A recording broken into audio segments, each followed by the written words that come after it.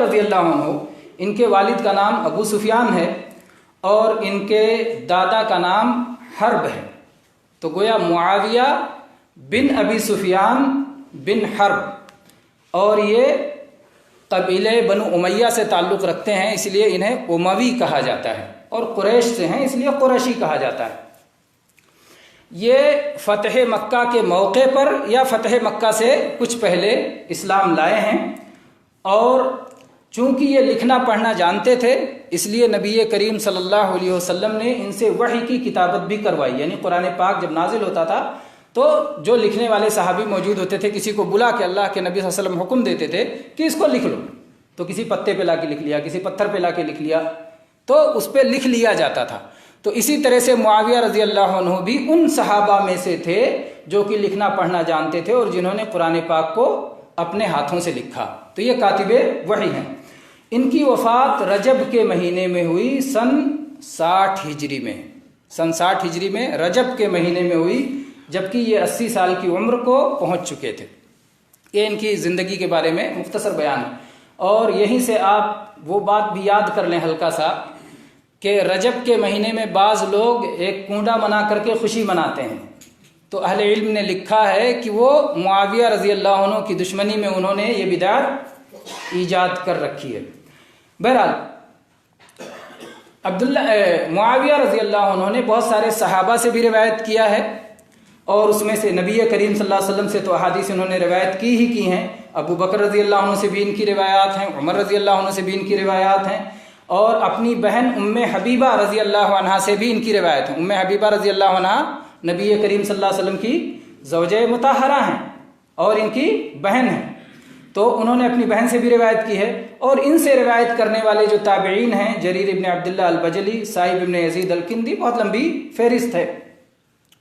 اس میں بعض صحابہ بھی ہیں جنہوں نے ان سے روایت کیا ہے، اور تابعین بھی ہیں جنہوں نے ان سے روایت کیا ہے۔ ان کو عمر ابن خطاب رضی اللہ عنہ نے علاقہ شام کا جو علاقہ تھا اس کا گورنر بنایا، مقرر کیا، اور ان سے پہلے ان کے بھائی یزید بن ابی سفیان اس علاقے کے گورنر تھے۔ ان کے بھائی یزید بن ابی سفیان پہلے گورنر تھے، اس کے بعد عمر رضی اللہ عنہ نے معاویہ رضی اللہ عنہ کو وہاں کا گورنر بنایا، اور اس کے بعد جب عثمان رضی اللہ عنہ خلیفہ ہوئے تو ان کو باقی رکھا، اور جب تک ان کی خلافت رہی تب تک عثمان رضی اللہ عنہ کی خلافت رہی تب تک معاویہ رضی اللہ عنہ شام کے گورنر رہے۔ اور اس کے بعد میں آپ جانتے ہیں کہ پھر عثمان رضی اللہ عنہ کے بعد یہ امیر ہوئے، خلیفہ ہوئے مسلمانوں کے، اور 20 سال یہ امیر رہے اور 20 سال یہ خلیفہ رہے۔ اس طرح سے 40 سال کی مدت، جیسا کہ امام ابن اسحاق نے بیان کیا کہ 20 سال امیر کی حیثیت سے اور 20 سال خلیفہ کی حیثیت سے، جبکہ علی رضی اللہ عنہ کے بیٹے حسن رضی اللہ عنہ نے ان سے صلح کر لیا۔ اس کی تفصیلات ہیں، تفصیلات میں نہ جائے بغیر اتنا اشارہ کر دینا ضروری ہے کہ ان میں اور علی رضی اللہ عنہ میں بعض اختلافات ہوئے اور کچھ لڑائیاں ہوئیں، ان کے بارے میں ہمارا کیا موقف ہونا چاہیے یہ وضاحت کر دینا ضروری ہے۔ اس سے پہلے میں یہ بتا دوں کہ ان کی کل 130 مرویات ہیں، انہوں نے جو روایت کی ہیں حدیث 130 مرویات ہیں، جس میں سے بخاری و مسلم دونوں میں 4 روایات متفق علیہ ہیں، اور امام بخاری میں کہ یہاں 4 ایسی روایات ہیں جو صحیح مسلم میں نہیں ہیں، اور صحیح مسلم میں 5 ایسی روایات ہیں جو صحیح بخاری میں نہیں ہیں۔ اور امام ابن قدامہ فرماتے ہیں کہ معاویہ رضی اللہ عنہ تمام اہل ایمان کے ماموں کی حیثیت رکھتے ہیں۔ ماموں کی حیثیت کس اعتبار سے کہ ان کی بہن ام حبیبہ رضی اللہ عنہا نبی کریم صلی اللہ علیہ وسلم کی پاک باز بیوی ہیں، زوجہ مطہرہ ہیں، تو یہ سارے اہل ایمان کے ماموں ہیں، اور اللہ کی وحی کے لکھنے والے ہیں، کاتب وحی ہیں، اور مسلمانوں کے خلفاء میں سے ایک خلیفہ ہیں۔ اسی طرح سے امام طحاوی رحمہ اللہ، جن کی عقیدہ کی بہت معروف کتاب ہے شرح العقیدۃ الطحاویہ، اس میں لکھتے ہیں کہ مسلمان بادشاہوں میں سب سے پہلے بادشاہ معاویہ رضی اللہ عنہ ہیں۔ خلفائے راشدین 4 ہوئے، اور اس کے بعد خلافت راشدہ کا زمانہ ختم ہو گیا۔ سب سے پہلے بادشاہ مسلمانوں کے معاویہ رضی اللہ عنہ ہیں، اور مسلمانوں میں جتنے بادشاہ پیدا ہوئے سب سے بہتر بادشاہ ہیں، خیر و ملوک المسلمین۔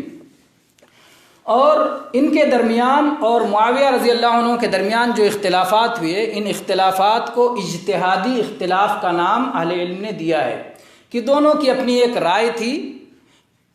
معاویہ رضی اللہ عنہ جس چیز کو حق سمجھتے تھے اس کے مطابق اس حق کو لے کے وہ کھڑے تھے، اور علی رضی اللہ عنہ جس کو حق سمجھتے تھے اس کو لے کے علی رضی اللہ عنہ کھڑے تھے۔ اور ظاہر بات ہے کہ علی رضی اللہ عنہ معاویہ رضی اللہ عنہ کے مقابلے میں حق سے زیادہ قریب تھے، حق سے زیادہ قریب تھے علی رضی اللہ عنہ۔ لیکن آپ یہ بات یاد رکھیں کہ اللہ کے نبی کریم صلی اللہ علیہ وسلم نے فرمایا ہے کہ جب بھی کوئی مجتہد اجتہاد کرتا ہے، اگر اس کا اجتہاد درست ہوتا ہے تو اسے ڈبل ثواب ملتا ہے، ایک اجتہاد کرنے کا ثواب اور ایک اجتہاد کے درست ہونے کا ثواب۔ اور اگر اجتہاد میں غلطی ہو جاتی ہے تو اس کو ایک ثواب اس کا کہیں نہیں جاتا، اجتہاد کا ثواب اسے ملتا ہے۔ تو اس لیے تمام مسلمانوں کے اوپر یہ بات فرض ہے کہ معاویہ رضی اللہ عنہ کے تعلق سے اپنی زبانیں بند رکھیں، اور یہ صحابہ کرام میں جو اختلافات ہوئے، ان اختلافات میں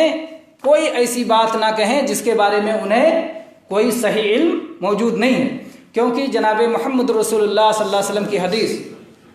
اور متفق علیہ، اور اس کی صحت میں کوئی شک و شبہ نہیں، من کان یؤمن باللہ والیوم الآخر فلیقل خیرا او لیصمت، جو اللہ پر اور آخرت کے دن پر ایمان رکھتا ہے اسے یا تو بھلی بات کہنی چاہیے اور یا پھر خاموش رہنا چاہیے۔ تو اس لحاظ سے امام ابن تیمیہ رحمہ اللہ کہتے ہیں کہ اہل سنت والجماعت کا یہ اصول ہے کہ صحابہ کرام کے تعلق سے اپنی زبانوں کو اور اپنے دلوں کو دونوں کو سلامت رکھیں گے۔ صحابہ کرام کے تعلق سے اپنے دلوں میں کسی طرح کا کینہ، کسی طرح کا بغض، کسی طرح کی خرابی اور فساد آنے نہیں دیں گے، اپنے دلوں کو سالم رکھیں گے اور ایسی اپنی زبانوں کو بھی سالم رکھیں گے، جیسا کہ اللہ تبارک و تعالیٰ نے اہل ایمان کا شیوا بتایا ہے۔ اللہ تعالیٰ نے فرمایا والذین جاءوا من بعدہم یقولون ربنا اغفر لنا ولاخواننا الذین سبقونا بالایمان، جو لوگ بعد میں آتے ہیں، کس کے بعد؟ صحابہ کے بعد جو بھی آتے ہیں، تابعین ہوں، تبع تابعین ہوں، قیامت تک جتنے بھی مسلمان آئیں گے ان کی ذمہ داری کیا ہے؟ وہ کہیں گے ربنا اغفر لنا، اے اللہ ہمیں معاف کر دے۔ کیا ہم گنہگار نہیں؟ ہمیں معافی کی ضرورت نہیں؟ ہم سے غلطیاں نہیں ہوتی؟ ہم سے اپنے بھائی سے لڑائی نہیں ہوتی؟ ہم سے جھگڑے نہیں ہوتے؟ ہمارے اندر بھی بہت ساری غلطیاں ہیں جن غلطیوں کی اللہ سے معافی طلب کرنے کی ضرورت ہے۔ تو ہم کہتے ہیں ربنا اغفر لنا، اے اللہ پہلے تو ہمیں معاف کر دے، ولاخواننا الذین سبقونا بالایمان، اور ہمارے وہ بھائی جو ہم سے پہلے ایمان کے ساتھ گزر چکے، یا اللہ انہیں بھی معاف فرما دے، ولا تجعل فی قلوبنا غلا للذین آمنوا، اور اے اللہ جو ایمان والے ہیں ان کے تعلق سے ہمارے دلوں میں کسی طرح کا کینہ نہ پیدا فرما۔ ربنا انک رؤوف الرحیم، اے ہمارے رب، اے ہمارے پروردگار، تو بڑا مہربان، تو بڑا رحم والا ہے۔ اور اسی طرح سے نبی کریم صلی اللہ علیہ وسلم کا یہ فرمان بھی ہمارے پیش نظر رہنا چاہیے۔ آپ نے فرمایا لا تسبوا اصحابی، میرے صحابہ کو برا بھلا نہ کہو، میرے ساتھیوں کو برا بھلا نہ کہو۔ فوالذی نفسی بیدہ لو انفق احدکم مثل احد ذہبا ما بلغ مد احدہم ولا نصیفہ، اس ذات کی قسم جس کے ہاتھ میں محمد صلی اللہ علیہ وسلم کی جان ہے، اگر تم میں سے کوئی شخص احد پہاڑ کے برابر بھی سونا خرچ کر دے تو ان کے ایک مد جو تقریباً سواؤ ایک پاؤ یا ایک پاؤ سے کم ہی ہوتا ہے، ایک مد یا آدھا مد کے برابر بھی نہیں پہنچ پاؤ گے۔ احد پہاڑ کے برابر بھی سونا خرچ کر کے انہوں نے جو ایک مد یا آدھا مد اللہ کی راہ میں غلہ خرچ کیا تھا اس کو بھی نہیں پہنچ پاؤ گے۔ تو جب یہ ہمارا درجہ ہے تو پھر ہمیں کیا حق پہنچتا ہے کہ ان صحابہ کرام کے بارے میں اپنی زبان کو غلط طور سے حرکت دیں۔ اسی طرح سے امام طحاوی رحمہ اللہ کہتے ہیں کہ اس سے زیادہ گمراہ اور کون شخص ہو سکتا ہے کہ جو ایمان والوں میں سب سے بہتر لوگ، جن کو اللہ تعالیٰ نے سب سے پہلے ایمان لانے کا موقع عطا فرمایا، اور جو اللہ کے ولیوں کے سردار کا درجہ رکھتے ہیں، نبیوں کے بعد جن کا سب سے بڑا درجہ ہے، ان کے بارے میں جن کے دلوں میں کینہ کپٹ ہو، ان سے زیادہ بدترین لوگ اور کون ہو سکتے ہیں۔ اسی طرح سے بہت سارے سلف کے اقوال اس تعلق سے موجود ہیں، اور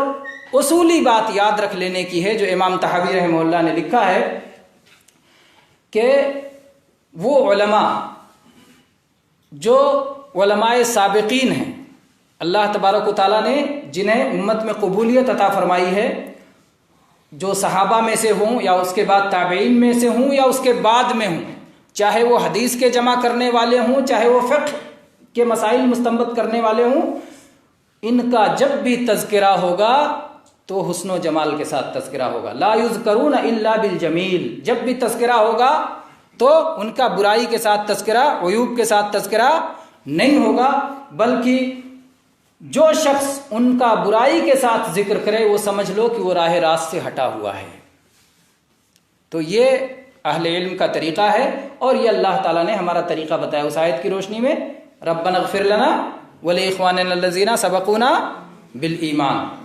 تو کوئی بھی، چاہے ائمہ فقہ ہوں، امام ابو حنیفہ رحمہ اللہ، امام شافعی رحمہ اللہ، امام مالک رحمہ اللہ، امام احمد ابن حنبل رحمہ اللہ، یا ائمہ حدیث ہوں، امام بخاری، امام مسلم، امام ترمذی، امام ابو داؤد، امام نسائی، امام ابن حبان، امام ابن خزیمہ، امام دارمی، اور اسی طرح سے امام طبرانی، اور جو دوسرے ائمہ، امام ابن عبد البر، اور جو دوسرے امام ابی اعلیٰ، بہت سارے جو ائمہ حدیث ہیں، تو چاہے ائمہ حدیث ہوں، چاہے ائمہ فقہ ہوں، چاہے جو ہے ائمہ فتویٰ ہوں، جو بھی ہوں، ان کا خیر کے ساتھ نام لیا جائے گا، شر کے ساتھ ان کا نام نہیں لیا جائے گا۔ اور امام احمد رحمہ اللہ سے ایک بار پوچھا گیا کہ علی رضی اللہ عنہ اور معاویہ رضی اللہ عنہ میں جو اختلافات ہوئے اس کے بارے میں آپ کیا کہتے ہیں؟ تو انہوں نے قرآن کی ایک آیت پڑھی،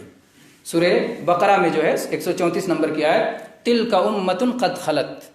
لہا ما کسبت ولکم ما کسبتم ولا تسألون عما کانوا یعملون، کہ یہ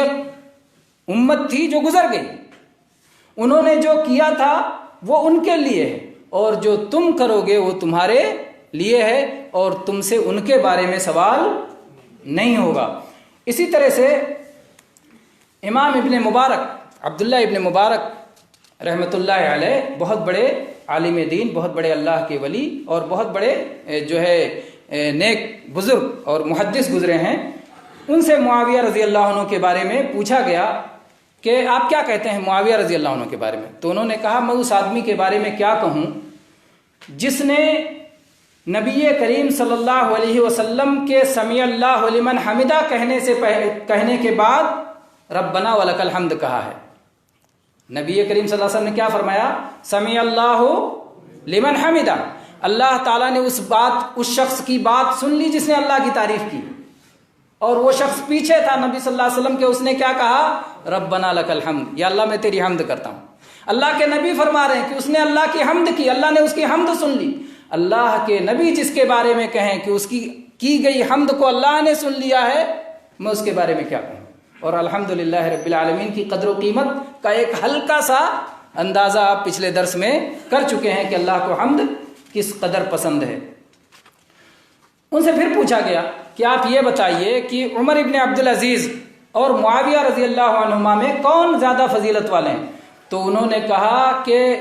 رسول اللہ صلی اللہ علیہ وسلم کے ساتھ جنگ کرتے ہوئے معاویہ رضی اللہ عنہ کے نتنوں میں،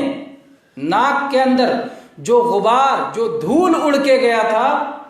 وہ دھول عمر ابن عبدالعزیز رحمہ اللہ سے افضل ہے۔ عمر ابن عبدالعزیز رحمۃ اللہ علیہ کا زہد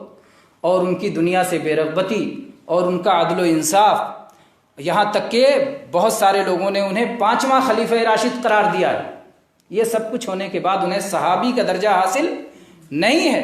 اور یہ کہہ رہے ہیں عبداللہ ابن مبارک رحمۃ اللہ علیہ کہ صحابی کا درجہ ہونا تو دور کی بات، صحابی نے نبی کریم صلی اللہ علیہ وسلم کے ساتھ جنگ میں جو غبار ان کے ناک میں اڑ کے گئی، اس غبار کا درجہ بھی نہیں پا سکتے۔ تو یہ جو ہے صحابہ کی قدر ہے اہل علم کے یہاں۔ اسی طرح سے मुआफ़ा इब्न इमरान, इनसे पूछा गया कि मुआविया रज़ी अल्लाह अन्हु अफजल हैं या उमर इब्न अब्दुल अज़ीज़, तो सख्त गज़बनाक हुए और कहा एक ताबई को तुमने एक सहाबी के बराबर कर दिया। मुआविया रज़ी अल्लाह अन्हु सहाबी भी हैं, नबी करीम सल्लल्लाहु अलैहि वसल्लम के वही के लिखने वाले कातिब वही भी हैं, और कातिब वही वही हो सकता है जिसको अल्लाह के नबी ने अमानतदार समझा हो, वही के अमीन हैं। इसी तरह से